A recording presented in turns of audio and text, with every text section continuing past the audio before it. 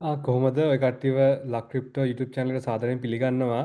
ඉතින් ඔය කට්ටිය මම මීට කලින් දාපු වීඩියෝ එක බැලුවා නම් මම මේ වීඩියෝ එකේ සිල්වර් ප්‍රයිස් එක ගැන කතා වුණා. මම අනිත් මෙටල් ගැන කතා වුණා. ගෝල්ඩ් මේ පැටලම් පැලේඩියම්. මම ඒ වුණාට විශේෂයෙන්ම සඳහන් කළා සිල්වර් ප්‍රයිස් එක අනවශ්‍ය විදිහට පම්ප් වෙලා තියෙනවා කියලා.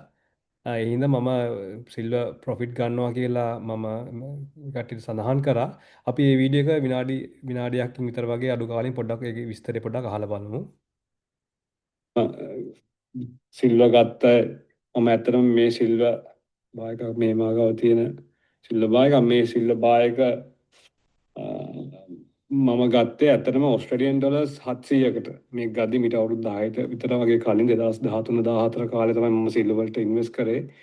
දැන් මේක 700ට ඔස්ට්‍රේලියන් ඩොලර්ස් 700ට ගත්ත කිලෝග්‍රෑම් සිල්ව බායක දැන් 6300 යනවා. ඒ කියන්නේ ඒ කාලේ ඉඳන් 9 ගුණයක් ගන්නට වැඩි වෙලා තියෙනවා. ඉතින් මේ වගේ වැඩි වෙද්දී අපි ප්‍රොෆිට් ගන්නවා කියන එක අනිවාර්යයෙන්ම කරන්න ඕනේ. විශේෂයෙන්ම මේ වගේ පැරබොලික් මූව් එකක් දැක්කම මාස 9ක් මොකක් හරි ඕනෑම ක්‍රිප්ටෝ කරන්සි වේවා ෂෙයාර් ප්‍රයිස් එකක් වේවා මෙටල් ප්‍රයිස් එකක් වෙන්න පුළුවන් ගෝල්ඩ් සිල්වර් ඕනම දෙයක් මේ වගේ පම්ප් වෙනවා දැක්කොත් අනිවාර්යයෙන්ම අපි ප්‍රොෆිට් අරගන්න ඕනේ. මොකද මේක කොයි වෙලාවක හරි එක පාට ක්‍රෑෂ් වෙලා 50%ක විතර වගේ ක්‍රෑෂ් එකක් වෙන්නත් පුළුවන් කාලයක් ගිහි මාස 3-4ක් මාස 6ක් වගේ ඇතුළත. ඉතින් ඔය කට්ටියට වීඩියෝ එකේ බැලුවා නම් මම පැහැදිලිවම සඳහන් කරා 50%ක විතර වගේ ක්‍රෑෂ් එකක් වෙන්න පුළුවන් කමක් තියෙනවා කියලා. ඒ වගේම මම සඳහන් කරා මම ගොඩක් කල් තමයි සිල්වර් වලට අවුරුදු 10කටත් වඩා එහා කාලෙක තමයි සිල්වර් වලට ආයෝජනයක් කරේ. ඉතින් මම ඒ සිල්වර් වලින් ප්‍රොෆිට් අරගත්තා. මොකද මේ පැරබොලික් මූව් එකක් තියෙන හින්දා මොකද ඒ වගේ වුණාම ගොඩක් ක්‍රෑෂ් වෙන්න තියෙනවා කියලා.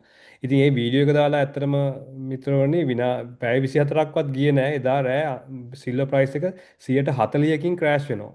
දැන් සිල්වර් ප්‍රයිස් එක මේකට බැලුවොත් එහෙම 120ට ගිහිල්ලා අවුන්ස් එකක් 121ට ගිහිල්ලා ඒක සිකුරාදා ඕවර්නයිට් මේ ෂෙයා කියන්නේ ඇමරිකාවේ වෙලාවෙන් මේ 73ට විතර වගේ අවුන්ස් එකක් වැටෙනවා. ඒ කියන්නේ 140කින් විතර වගේ ක්‍රෑෂ් එකක් වෙනවා. ඒතර මම අර වීඩියෝ එක දාලා පැය 24ක්වත් ගියේ නැහැ. ඉතින් මේක ගොඩක් කට්ටිය යනවා කොහොමද දරන් හිටියේ එහෙම කියලා. ඉතින් මම ඇත්තටම මේ මාකට්ස් වල අවුරුදු 15කටත් වඩා මේ මාකට්ස් එක්ක මම වැඩ කරලා තියෙනවා.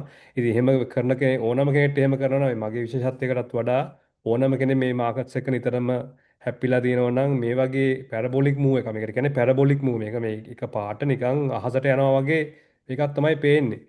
ඒ වගේ මූව් එකක් දැක්කොත් එහෙම ඕනෑම chart එකක අපි හොඳාකාරම දන්නවා අනිත් එක මම ඒකෙන් මම පැහැදිලිව සඳහන් කරා මාස 9ක් එක දිගට මොකක් හරි ඇසෙට් එකක් පම්ප් වෙලා තියෙනවා නම් ඒ කියන්නේ ඒක රිස්ක් එක වැඩි. අනිවාර්යයෙන්ම අපි ඒ වගේ එකක් දැක්කොත් එහෙම ප්‍රොෆිට් අරගන්න ඕනේ.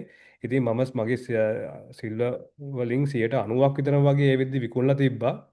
ඉතින් ඊට පස්සේ මේ වගේ ලොකු ක්‍රෑෂ් එකක් වෙලා වුණා මේ සිකුරාදා පැය 24කට වඩා අඩු කාලයක් තුලදී.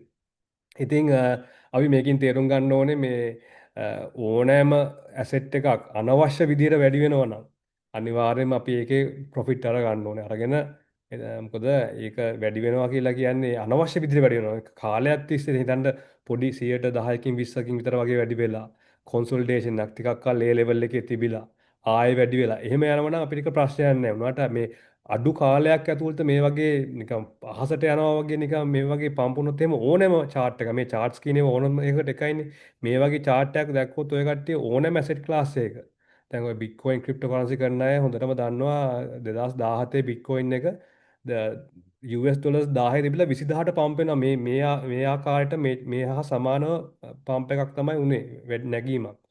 ඉතින් ඒ වගේ දැක්කොත් එහෙම අනිවාර්යෙන් ප්‍රොෆිට් අරගන්න ඕනේ. ඉතින්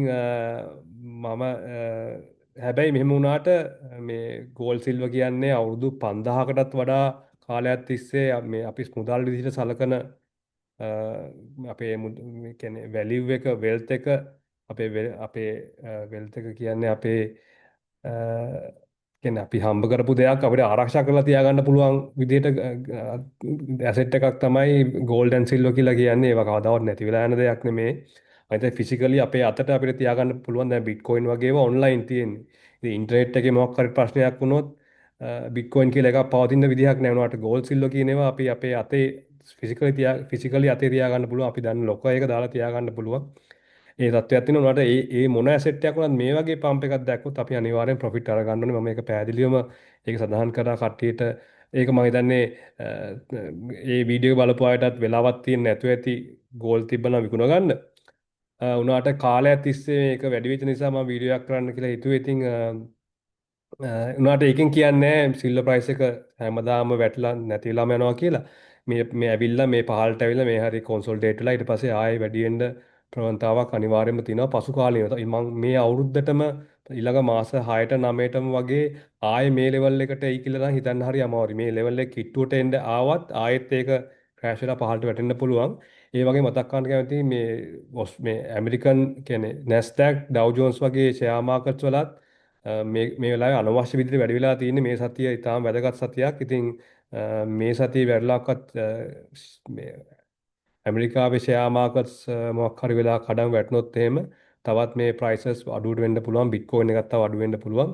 ඉතින් 2026 කියන්නේ අමතක කරන්න එපා අපිට ඉන්වෙස්ට් කරන්න මේ අවස්ථාවක් හම්බ වෙන හොඳ අවුරුද්දක්. ඒක අමතක කරන්න එපා. ඒ හින්දා තමන් ගාව යම්කිසි මුදලක් එකතු කරලා තියෙනවා නම් ඒක ඒ මුදල එකතු කරලා තියාගන්න කියලා මගේ නම් ප්ලෑන් එක ඒකයි. මම එකතු කරලා තියාගන්නවා. මොකද මේ අපි මේ ඇසෙට් ක්ලාසස් ගොඩක් ක්‍රෑෂ් වෙලා අඩු ගානට එන්න පුළුවන්. එහෙම ආවම අපිට ආයෝජනයක් කරලා අඩු ලෙවල්ස් වලදී අරගෙන අපිට ඒක ලොන්ග් ටර්ම් හෝල්ඩ් කරන්න හැකියාව අනිවාර්යයෙන්ම තියෙනවා. ඉතින් ඒ සම්බන්ධ ක්වික් වීඩියෝ එකක් ගේන්න තමයි මේ වීඩියෝ එක කරේ. මම ඊළඟ වීඩියෝ එකේ බිට්කොයින් සම්බන්ධ අප්ඩේට් එකක් අරන් එන්න. එතකන් හැමෝටම සුබ දවසක් වේවා. බයි.